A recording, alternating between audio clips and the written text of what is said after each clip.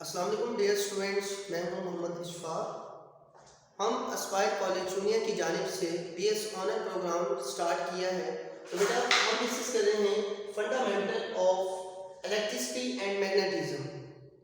इसमें बेटा lecture number 2 में हम डिस्कस करेंगे state and explain Coulomb's law.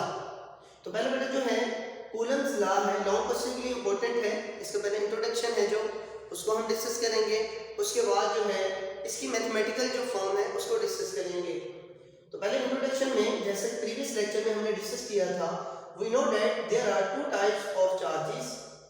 The charge on electron is assumed to be negative and the charge on proton is assumed to be positive. We also learned that like charges repel to each other and unlike charges attract to each other. The quantitative measurement of force between two charges is determined by French military engineer Charles Coulomb in 1784 AD. बेटा इसमें हम जो है last lecture में हमने discuss किया था कि चार्जेस हैं वो टू टाइप्स के होते हैं।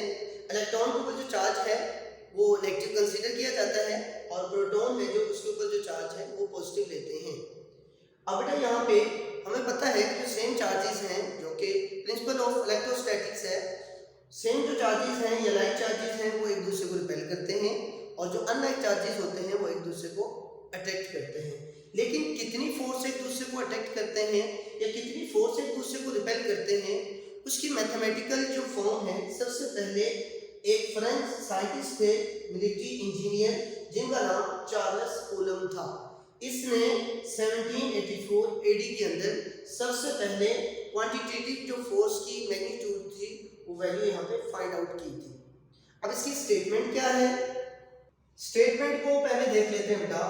According to Coulomb's law the magnitude of the force of attraction or repulsion between two charges is directly proportional to the product of the magnitude of two charges and inversely proportional to the square of the distance between two charges. बेटा according to coulomb law अगर हमारे पास दो charges हों Q1 और Q2, उनके दरमियान जो separation है वो R हो, तो कूलम ये कहता है कि इनके दरमियान जो फोर्स ऑफ अट्रैक्शन है या रिपल्शन है वो इन दोनों चार्जेस की मैग्नीट्यूड के प्रोडक्ट के डायरेक्टली प्रोपोर्शनल होती है और उनके दरमियान जो सेपरेशन है या डिस्टेंस r है उसके स्क्वायर के इनवर्सली प्रोपोर्शनल होती है। तो बेटा ये है स्टेटमेंट कूलम्स लॉ की। अगर बेटा इसकी मैथमेटिकल फॉर्म है जो उसको हम डिस्कस करते हैं, तो इसमें हम कंसीडर कर लेते हैं we have two charges having magnitude Q1 and Q2 separated by a distance r as shown in the figure. यहाँ पे देख सकते हैं बेटा हमारे पास दो चार्जेस हैं, Q1 है और Q2 है, और उनके दरमियान हमने जो डिस्टेंस है वो r लिया हुआ है। उनके दरमियान जो फोर्स F होगी उसकी मैग्नीट्यूड को हमने कैलकुलेट करना है। तो बेटा according to Coulomb's law F is directly proportional to Q1 Q2 and F is inversely proportional to 1 over r square. By combining equation number 1 and equation number 2 we get F is directly proportional to Q1 Q2 over R square। से जब बेटा हम proportionality के sign को खत्म करेंगे तो यहाँ पे एक कांस्टेंट यूज करते हैं K।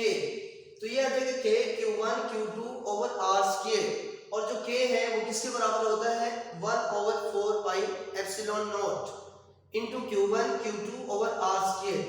ये K is called proportionality constant। बेटा यहाँ पे हमने जो कांस्टेंट यूज किया है उसको प्रोपोर्शनलिटी कांस्टेंट कहते हैं। ये जो कांस्टेंट है इसकी जो न्यूमेरिकल वैल्यू है वो होती है 9 × 10⁻⁹ न्यूटन मीटर स्क्वायर पर कूलम स्क्वायर। आगे ये जो K की वैल्यू है ये किसके ऊपर डिपेंड करती है, वो कौन कौन से फैक्टर हैं जिनके ऊपर K की वैल्यू डिपेंड करेगी। The value of K depends upon number 1 the units in which Q R and F are measured. यहाँ पे जो बेटा कूलम फोर्स के लिए हमने कांस्टेंट K यूज किया है उसकी वैल्यू का जो इन्हिसार है वो बेटा मैग्नीट्यूड ऑफ चार्ज के ऊपर करता है। दोनों चार्जेस के दरमियान जो डिस्टेंस r दिया हुआ है उसके यूनिट के ऊपर करता है। और थर्ड बेटा जो फोर्स है वो हमने कौन से यूनिट्स में मेजर की हैं उनके ऊपर डिपेंड करेगा। और number 2 the medium between two charge, जो हमने दो चार्जेस लिए हैं उनके दरमियान जो मीडियम है वो क्या रखा है हमने, VHK is equal to 1/4 pi epsilon naught. Here epsilon naught is called dielectric constant known as permittivity of free space.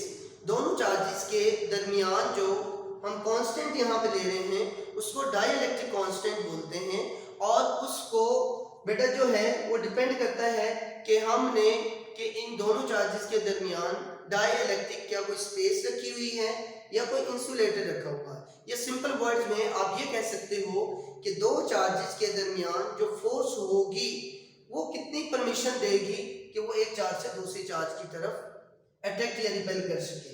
इसकी बेटा न्यूमेरिकल वैल्यू क्या होती है, it's numerical value is 8.85 multiply by 10⁻⁻12 coulomb square पर न्यूटन मीटर स्क्वायर। तो ये तो था बेटा कूलम्स लॉ। आगे उसकी जो है vector form of Coulomb law वो क्या है, as Coulomb force is a mutual force it means if Q1 exert a force let F21 on the charge Q2 then Q2 also exert a force F12 on the charge Q1। अगर यहाँ हम suppose कर दें कि जो charge Q1 है वो force लगा रहा है Q2 के ऊपर, तो जो चार्ज Q2 होगा वो भी चार्ज Q1 के ऊपर फोर्स लगाएगा। यहाँ पे हमने सपोज कर दिया F21 वो फोर्स है जो चार्ज Q1 Q2 के ऊपर लगा रहा है, ये सब बात समझ लो बच्चों। और यहाँ पे जो फोर्स F12 है वो वाली फोर्स है जो चार्ज Q2 चार्ज 1 के ऊपर एक्सर्ट कर रहा है, मतलब लगा रहा है। तो यहाँ से बेटे ये जो दोनों फोर्सेस होंगी ये मैग्नीट्यूड में इक्वल हैं बट डायरेक्शन में ऑपोजिट हैं, यहाँ से वेक्टर फॉर्म को हम डिस्कस कर रहे हैं, ये Q1 चार्ज है, ये Q2 चार्ज है, और उनके दरमियान जो यूनिट वेक्टर हमने डिस्टेंस लिया हुआ है वो R21 है। यहाँ पे जो चार्ज Q1 है Q2 के ऊपर जो फोर्स लगा रहा है वो F21 है।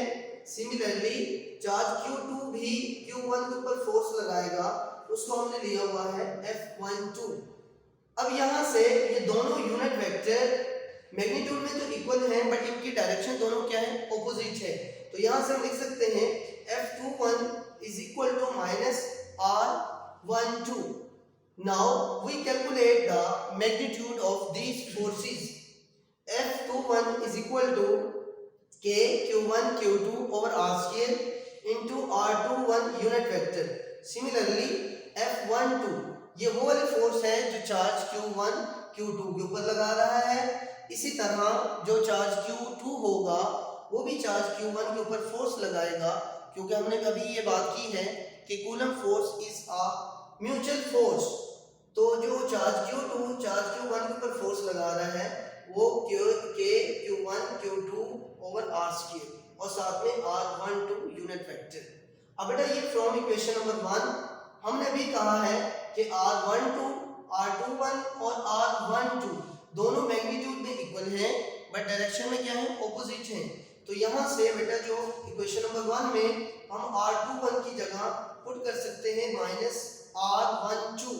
जब भी पुट करेंगे माइनस को बाहर लिख लिया मैंने स्टार्ट में, और बाकी K Q1 Q2 over R square को हमने एज इट इज लिख लिया और साथ में आ जाएगा R12। But from equation number 3 हम देख सकते हैं कि F12 किसके बराबर है, K Q1 Q2 over R square into R12। ये वाली वैल्यू यहाँ पे पुट करेंगे तो बेटा यहाँ से F21 हमारे पास किसकी इक्वल आ जाएगा, माइनस F12 के। इट मींस कि ये दोनों फोर्सेस हैं ये मैग्नीट्यूड में इक्वल हैं बट डायरेक्शन में क्या है, ऑपोजिट हैं। अगर बेटा हम ये बात करें कि जो दोनों चार्जेस हैं उनके दरमियान हम जो dielectric constant effect of dielectric medium, अगर दोनों चार्जेस के बिटवीन फ्री स्पेस की बजाय अगर हम कोई इंसुलेटर रख दें तो फिर जो कूलम फोर्स है उसके ऊपर क्या इफेक्ट होगा वो हम डिस्कस करते हैं। यहाँ पे if we introduce an insulator material between two charges then the Coulomb force is given as. तो यहाँ पे बेटा एक हम और कांस्टेंट इंट्रोड्यूस करवा रहे हैं जिसको हम एप्सिलॉन आर बोलते हैं, इसको बोलते हैं रिलेटिव परमिटिविटी ऑफ डाइइलेक्ट्रिक, इसकी वैल्यू पुट करेंगे तो बेटा ये हमारे पास आ जाएगा 1/4 pi epsilon not into epsilon r k q1 q2 over r square. यहाँ से बेटा इसको हम 1 एप्सिलॉन r को अलग लिख लेते हैं और बाकी वैल्यू को यहाँ पे लिख लेते हैं। ये पीछे अभी हमने डिराइव किया है, ये पूरी वैल्यू किसके बराबर होती है, ये Fe के बराबर है। जब ये वैल्यू पुट करेंगे तो Er वैसे ही नीचे आ जाएगा। तो ये बेटा हमने डाइइलेक्ट्रिक है जो इंसुलेटर मीडियम इंट्रोड्यूस करवाया है, उसकी वजह से जो फोर्स है वो फाइंड आउट कर ली है। अब यहाँ से हमने रिजल्ट क्या निकाला, कंक्लूजन क्या निकाला कि अगर हम दो चार्जेस के बिटवीन स्पेस की बजाय कोई डाइइलेक्ट्रिक मटेरियल इंट्रोड्यूस करवा देते हैं तो बेटा यहाँ से आप देख सकते हैं Er और F जो मीडियम के लिए मैंने लिखा है, इन दोनों का जो आपस में रिलेशन है वो इनवर्स रिलेशन है। अगर हम ये डाइइलेक्ट्रिक जो रखा है जिसको रिलेटिव परमिटिविटी बोलते हैं, इसकी वजह से जो कूलम फोर्स है वो रिड्यूस हो जाएगी। तो बेटा ये तो था आज का हमारा टॉपिक जो कि कूलम्स लॉ था। उम्मीद है कि सब बच्चों को समझ आ गई होगी। अगर बेटा कोई प्रॉब्लम हो तो आप बाद में मुझसे पूछ सकते हैं। ओके बेटा, अपना ख्याल रखिएगा। अल्लाह हाफिज़।